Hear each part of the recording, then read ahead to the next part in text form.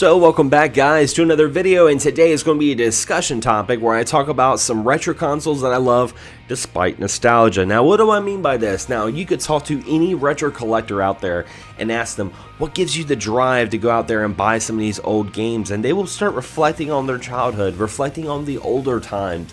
That nostalgia bug, it's very strong. I mean, we see the NES Mini outselling the PlayStation 4 and Xbox One. We see folks eagerly waiting for the PlayStation 1 Classic in the holiday season.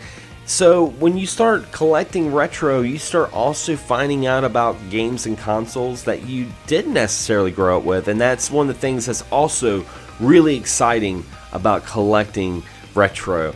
And now the first console I want to talk about is one that I didn't even know existed. It wasn't until the mid-90s I was playing some video games with my sister's boyfriend at the time, and he saw my little humble collection of games and my NES, the Super NES, Sega Genesis, and he was like, "Oh, it's too bad you don't have a Sega Master System." And I'm like, "Well, what's the Sega Master System?" And he's like, "Oh, that's like Sega's first console."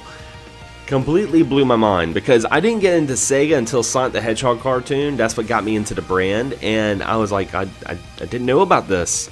And later on I found out more about the Sega Master System, and it wasn't until the compilation on the Xbox 360, the Sonic Ultimate Collection, that I was able to play some of these games through unlocking, and I got to finally play Phantasy Star, and completely just mind-blowing how prestigious this game is, this sci-fi JRPG that really doesn't need any sort of introduction and highly rivals the Final Fantasy and Dragon Quest series. And I really enjoyed that. I started playing like Alex Kidd, and one of the things that I really like about the Sega Master System is it has its own charm.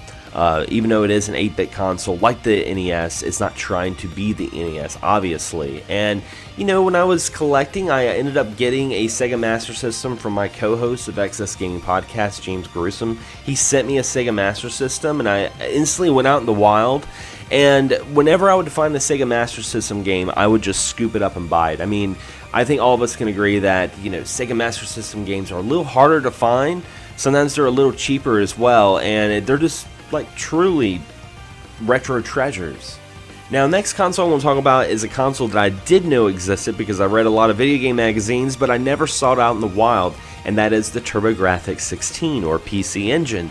And the reason why is because NEC had a very weird marketing where they would just really go after the bigger cities, like places in New York or California. Me in little North Carolina, in a little city called Wilmington, I never saw it out in the wild, never saw a kiosk, never saw commercials. I just read the games and magazines and found out that this was some sort of like pseudo first 16-bit console sort of thing. And it wasn't until like the PSP that I played Dracula X Chronicles, the collection, that I got to play Rondo of Blood and completely fall in love with it. It's one of my favorite Castlevanias. As a matter of fact, you can download Rondo of Blood and Symphony of the Night on PS4 with the Castlevania Requiem. I highly recommend it.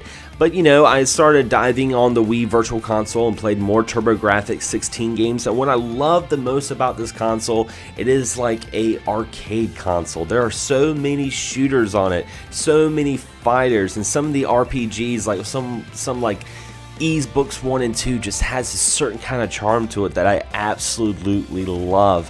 Thank goodness for emulation, because if it wasn't for that, a lot of these games I would never get to play, because despite loving this console so much, it's a little too expensive for my blood.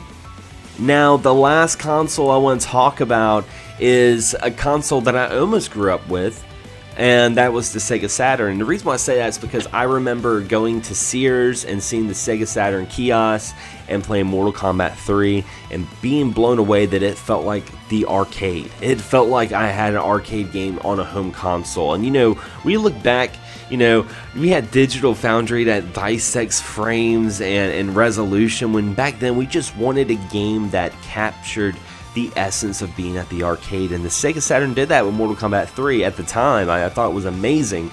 And seeing games like Virtual Fighter 2 and some of the racers that this game had. The thing about it is I ended up wanting an N64, And then I ended up settling with the PlayStation, which I think was a much smarter decision. That's my favorite console of that generation. But it wasn't until 2012 when my good friend Devin, at the time he was the drummer for Rictus Grimm, now he's my drummer in Slamurai, for Christmas he gave me his Sega Saturn. And I don't have a huge Sega Saturn collection. I have a very humble collection, but you know, it means a lot to me because it was an awesome Christmas gift.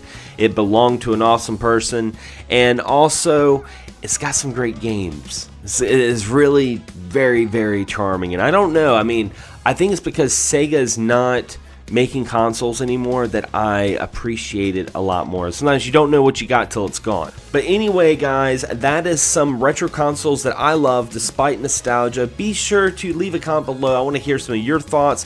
What are some consoles that you love that you did not grow up with, or maybe some games too? And be sure to check out my Facebook page, my like page, so you guys can get some more insight and more updates on the channel and the show, and also updates on XS Gaming Podcast as well. Anyway, guys, as always, thanks for watching, thanks for subscribing, and as always, happy gaming.